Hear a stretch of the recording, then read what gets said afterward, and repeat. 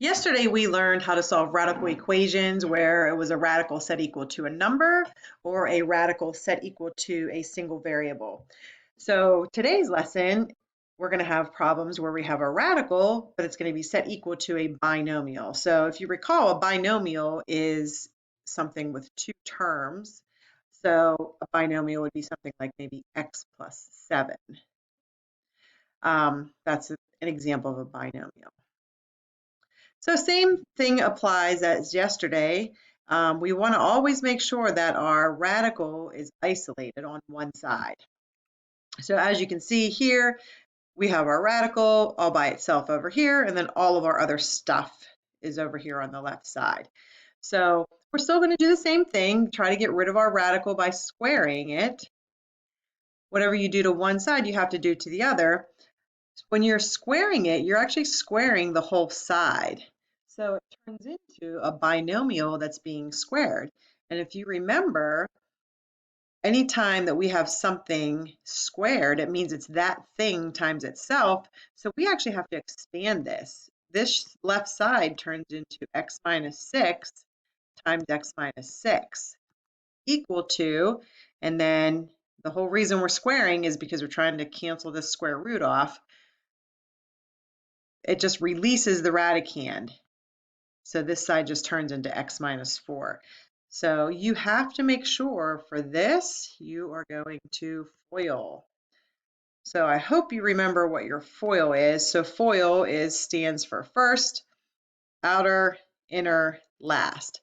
So, or you can just think about it like the distributive property. You first want to distribute this x to both the x's in the second set of parentheses. So we get x times x is x squared. And then we do our x times our negative 6. So we get negative 6x.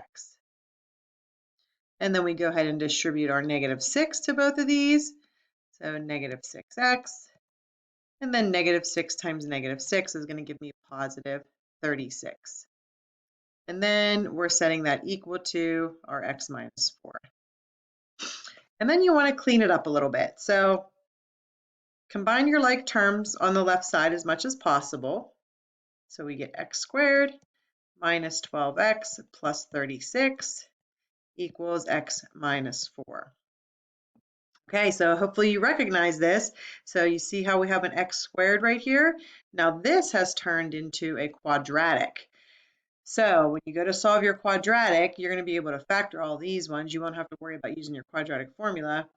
But you want to first make sure that you're going to set it equal to 0. So you have to subtract the x from both sides. So you're going to subtract it under the like term here. And you're going to add your 4, again, under the like term on the other side. So what's going to happen is that this is going to cancel, this is going to cancel. So our right side is equal to 0, which is what we want. And then we just combine our like terms over here. So this turns into x squared minus 13x, and then plus 40.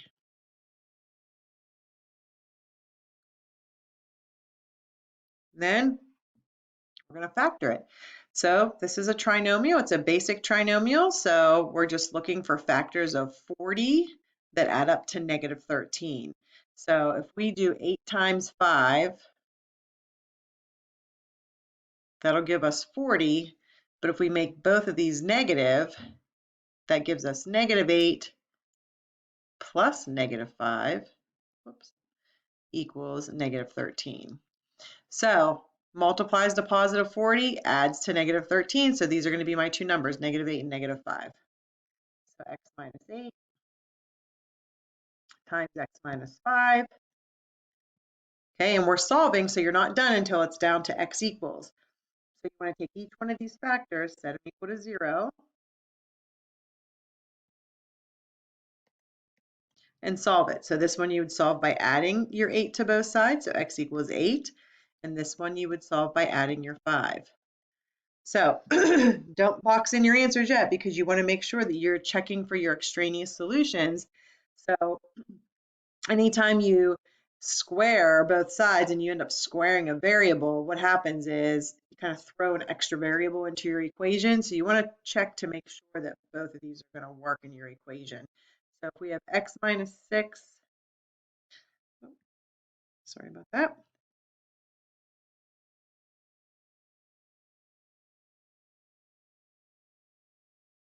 So I'm going to check x equals 8. So our original equation was x minus 6 equals the square root of x minus 4. So what we're checking is to see if when we plug this 8 in for x, do we get a true statement or a false statement? So plug it in, 8 minus 6 equals the square root of 8 minus 4. 8 minus 6 is 2. The square root of 8 minus 4 is the square root of 4. And we all know that the square root of 4 is 2. So that works. So the 8 checks out. So the 8 is definitely one of your answers. And then we want to check the other one. Make sure it's going to work.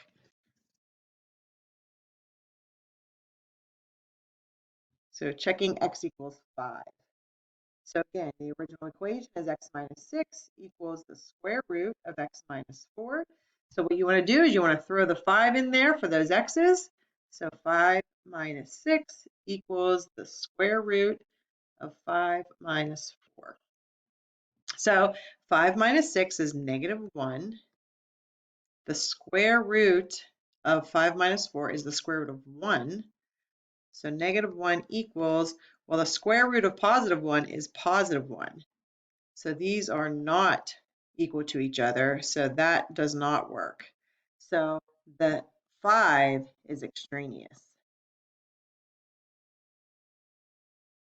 Okay, so you're going to square both sides. You're going to end up with an x squared, which means we're going to end up with 2 answers, and you're going to have to figure out which one works. Let's do one more example. Okay, so for this one, we have our radical here, and we want to just make sure we get everything over to the other side. So you need to add the b to both sides because you want to isolate the radical. So these will cancel. That gives me the square root of 4b minus 15 equals positive b, negative 5. This is just a binomial. Write it as b minus 5. Okay, and then we're ready to go. You want to always make sure you isolate this radical first. So now we're going to square both sides. Okay, so the square root and the power of 2, those are going to cancel each other off. So the left side just is whatever the radicand was. And then this side, you're going to have to FOIL it. So it might be good if you write it out. If you can do it without writing it out, that's great. But if you can't, just go ahead and write it out and do your FOIL. Okay, so our FOIL, b times b is b squared, and b times negative 5 is going to give me negative 5b. Negative 5 times b is negative 5b, and negative 5 times negative 5, that's going to give me a positive 25. Okay, and then we want to clean it up a little bit, combine your like terms.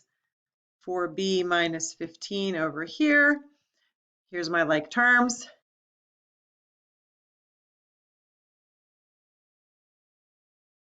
Okay, and again, you should be recognizing that this b squared, this is going to give me a quadratic that I'm going to have to deal with. So good thing we learned how to solve those quadratics. You want to make sure to set it equal to 0 first. So my b squared is positive where it's sitting, so I'm going to leave it there and I'm going to bring everything over to the side with it. So subtract the 4b. You want to do it under the like term. Here's a negative 15, so I want to add it in order to cancel it off.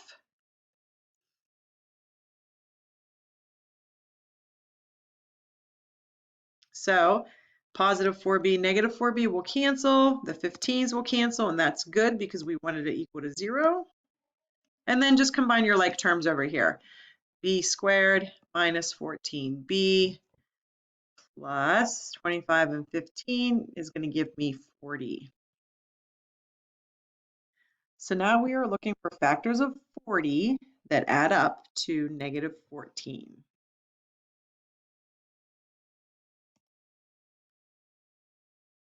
We're going to go with b minus 4, b minus 10.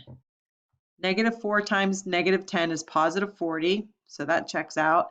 Negative 4 plus negative 10 is negative 14, so that checks out. So then you're going to go ahead and set these guys equal to 0.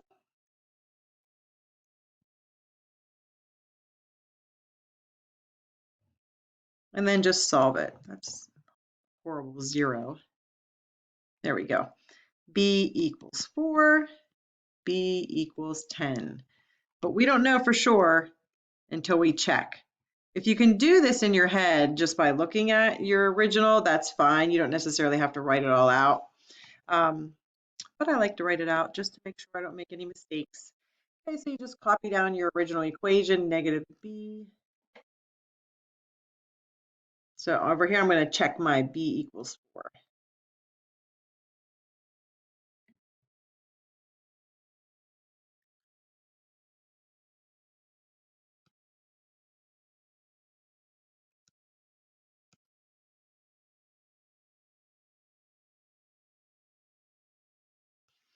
Okay, so there's my original equation. And then we just want to go ahead and plug a 4 in.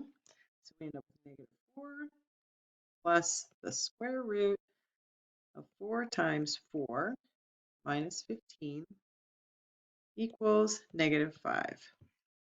So we have negative 4 plus, well, here we end up 4 times 4 is 16. 16 minus 15 is 1, so the square root of 1 equals negative 5.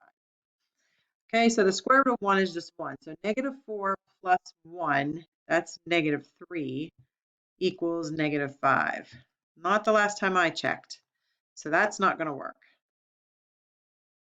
So this one is extraneous.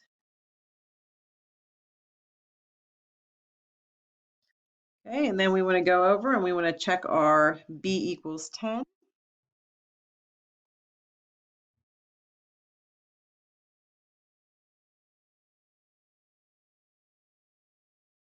So negative b, so I'm going to make it negative 10. I'm running out of room.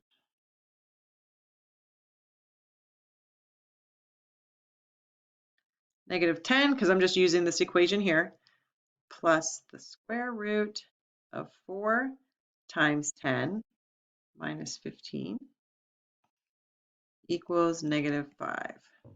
Okay, so negative 10 plus the square root.